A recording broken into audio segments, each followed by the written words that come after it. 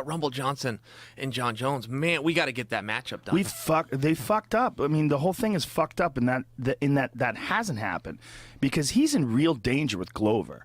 Like that air of invincibility was taken away from him by Daniel. Daniel beat him and he broke him. Daniel beat him down, took his back, choked him, and you could see Rumble just having a real hard time with what was going on in that fight. He had given his all in that first round. He had hit Daniel with a bomb, like literally took him off of his feet, sent him flying across the octagon. But Daniel was tough as fuck. And he survived, he gutted it out, and then he imposed his superior wrestling and wound up winning.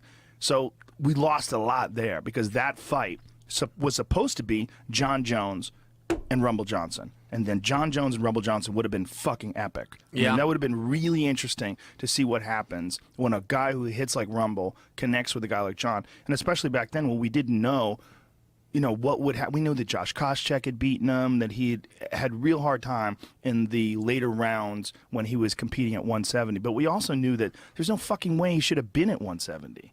Even when he fought Vitor at 185, it was kind of the same thing. He came out like a bat out of hell and then faded.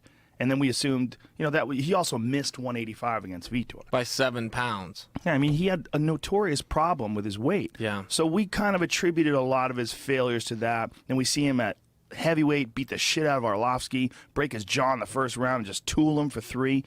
And we say, well, okay, Rumble at 205 is the fucking man. We missed that.